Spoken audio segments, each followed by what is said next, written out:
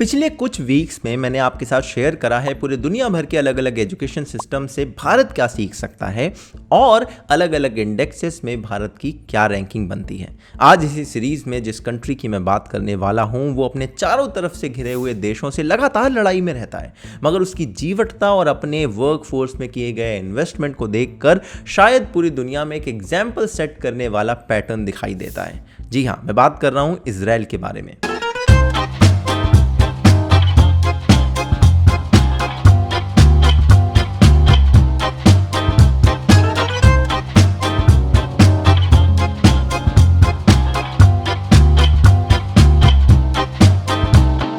Israel जो कि पूरी दुनिया में तीसरी सबसे ज़्यादा एजुकेटेड कंट्री है।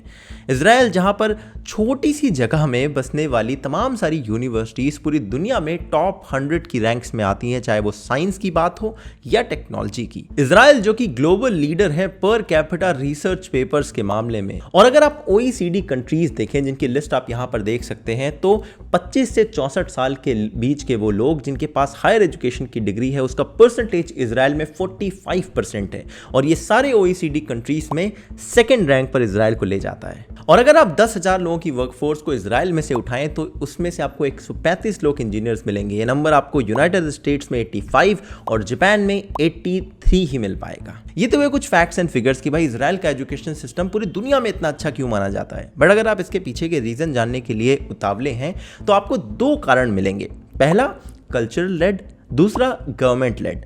कल्चर लेड इसका मतलब यह है कि वहाँ का जो कल्चर है, जो ज्यूइश कल्चर है, वो एजुकेशन को बहुत ज़्यादा इंपॉर्टेंस देता है। कहते हैं शायद ही ऐसा कोई घर हो जहाँ पर आपको किताबें टेबल के ऊपर रखी ना मिले।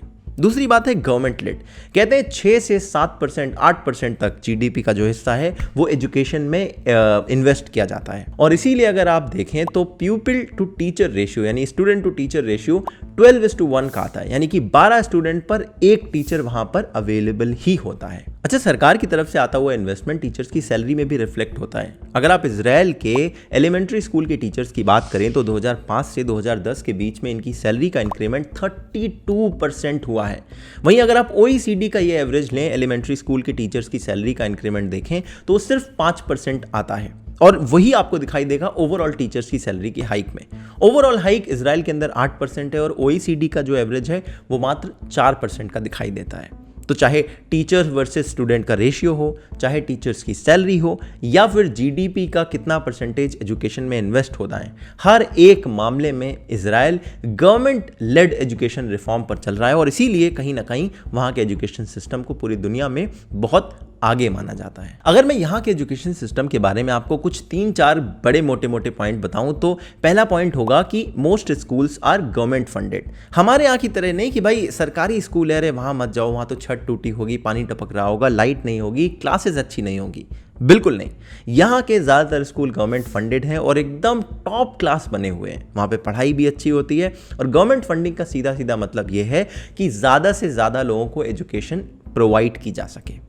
दूसरी बात यह है कि यहाँ पर एग्जाम पर बहुत ज़्यादा फोकस नहीं है। हमारे यहाँ क्या है कि अभी 3rd मंथली एग्जाम होंगे, फिर 6th मंथली एग्जाम होंगे, फिर ईयरली एग्जाम होंगे, बीच बीच में और छोटे छोटे एग्जाम होंगे। यहाँ पर पूरे साल में सिर्फ एक एग्जाम होता है, ताकि ऐसा ना हो कि बच्चे पूरे साल बस एग्जाम पे ही फोकस करते रहें और बाकी कुछ चीज़ें उन्हें समझ में ही ना आए, ना वो लर्निंग पर ज़्यादा ध्यान दे पाएँ और ना ही ये समझ पाएँ कि जो उन्हें पढ़ाया जा रहा है वो उन्हें क्यों पढ़ाया जा रहा है। तीसरा और बहुत इंपॉर्टेंट एस्पेक्ट है अप्रेंटिसशिप का।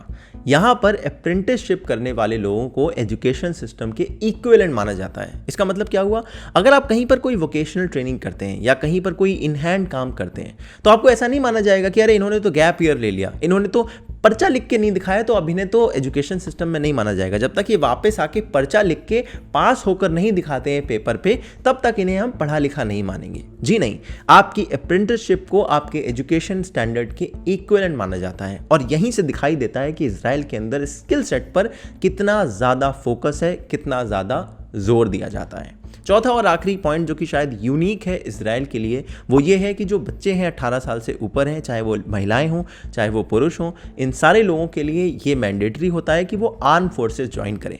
उसका रीज़न ये है कि इजराइल अपने चारों तरफ के जो देश हैं उनसे लगातार युद्ध में रहता है और इजराइल के पास वैसे ही पॉपुलेशन छोटी है, तो इनके पास आर्म फोर्सेस में लोगों की कमी ना पड़ जाए, इसीलिए ये सबको ट्रेन रखते हैं। मगर इस ट्रेनिंग का असर उनकी ज़िंदगी पर ज़रूर पड़ता है, जिससे वो फोकस्ड रहना, जिससे वो डिसिप्लिन में रहना और जिससे वो अपने लक्ष्य की प्राप्ति के लिए काम करना बहुत अच्छे से सीखते हैं। आई एम श्योर आपको अभी तक इजराइल की कहानी सुनने में बड़ा मजा आ रहा होगा। अब इजराइल तो स्किल पर बहुत फोकस कर रहा है, मगर भारत के अंदर प्रॉब्लम यह है कि स्किल पर फोकस नहीं है, बल्कि फोकस इस बात पर है कि आपके पास डिग्री कौन सी है। अगर आपके पास डिग्री नहीं है, आपका रिज्यूमे अच्छा नहीं बना, तो हो सकता है आप उस नौकरी में कभी बैठ ही ना पाएं जहां पर आपकी स्किल यूज की जा सकती थी। और इसी प्रॉब्लम को सॉल्व कर रहे हैं हमारे segment sponsor Relevel.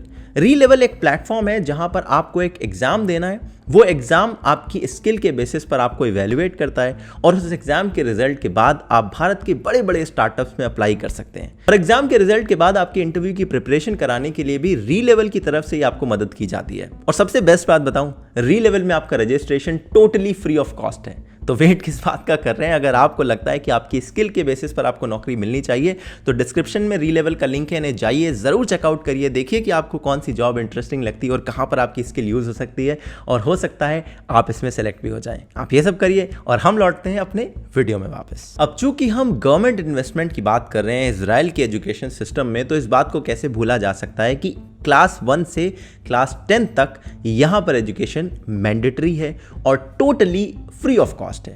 Class 11th और 12th भी फ्री ऑफ कॉस्ट है, मैंडेटरी नहीं है, लेकिन फ्री ऑफ कॉस्ट ये भी अवेलेबल है। और यहाँ पर 3 तरह के हाई स्कूल अवेलेबल होते हैं। पहला है जहाँ पर सिर्फ एजुकेशन होगी, दूसरा जो बड़ा इंटरेस्टिंग है जहाँ पर सिर्फ वोकेशनल ट्रेनिंग दी जाएगी, यानी आपको ऐसे कामों में ट्रेन किया जाएगा जो आप निकल कर वहाँ से एज ए स्किलफुल वर्कर तुरंत वर्कफोर्स में ज्वाइन कर सकें। और तीसरा है जहाँ पर एक हाइब्रिड स्ट्रक्चर चलता है। और इसके बाद जब आप हाई स्कूल क्रॉस करते हैं और यूनिवर्सिटी में जाते हैं, तो आपको एक एंट्रेंस टेस्ट देना होता है और एक साइकोमेट्रिक टेस्ट देना होता है, जिसके बाद आप यूनिवर्सिटी भी ज्वाइन कर सकते हैं। इनके फ्री एजुकेशन सिस्टम ही एक रीजन है कि इतने बड़े नंबर में आपको यहाँ पर एजुकेटेड पॉपुलेशन दिखाई देती है। और इसके साथ साथ यहाँ पर जो ट्रेंड और स्किल्ड वर्कफोर्स है वो भी बहुत ज़्यादा स्पेशलाइज्ड वे में दिखाई देती है। और ये मैं नहीं कह रहा हूँ, बल्कि इंडस्ट्री कहती है। देखिए, माइक्रोसॉफ्ट, मोटोरोला, इंटेल और बड़ी बड़ी कंपनीज यहां पर जाकर अपने ऑफिसेस सेटअप कर रहे हैं। बताया जाता है कि इजराइल एक तरह से स्टार्टअप्स का हब बनता जा रहा है। अब टोटल पॉपुलेशन सिर्फ 7.7 मिलियन लोगों की है, मगर 4800 स्टार्टअप्स यहां पर खुले हुए हैं, जिसमें ज्यादातर तो हाईटेक हैं। और बिल गेट्स का ये मानना है कि यहाँ पर लोगों का जो वर्कफोर्स है वो इस तरह का है कि ये बहुत हाईली स्किल्ड लोग हैं और इसमें ज़्यादा डिफरेंस नहीं है उन लोगों से जो कि सिलिकॉन वैली में बैठे हैं यूएसए के अंदर। वो ये कहते हैं कि यहाँ पर जो वर्कफोर्स है वो इंफॉर्मेशन सिक्योरिटी में बहुत ज़्यादा स्किलफुल है और ऐसी वर्कफोर्स पूरी दुनिया में शायद ही कहीं अवेलेबल हो। और यही तो रीज़न है कि बड़े बड़े देश इजराइल को लेकर अपनी टेक्नोलॉजिकल कैपेबिलिटी के लिए बहुत ज़्यादा डिपेंडेंट रहते हैं। भारत में भी बहुत सारी ऐसी टेक्नोलॉजी हैं जो इजराइल से ही इंपोर्ट होकर आती हैं। एक छोटा सा देश पूरी दुनिया में अपने आप को टेक्नोलॉजिकली इतना एडवांस बना ले, इतना बड़ा स्टार्टअप इकोसिस्टम खड़ा कर दे और बिल गेट्स जैसे लोगों से अपने वर्कफोर्स की तारीफ करवा दे और इतने बड़े बड़े कंपनीज के रिसर्च एंड डेवलपमेंट ऑफिसेस अपने यहाँ पर सेटअप करवा दे, ये बात किसी जादू से कम नहीं है। और ये जादू उस एजुकेशन सिस्टम से क्रिएट होता है जो कि फ्री है और जहां पर स्किल पर ज्यादा जोर दिया जाता है। और यही है कुछ लर्निंग जो मुझे लगता है भारत अपने एजुकेशन सिस्टम के लिए इजराइल से सीख सकता है।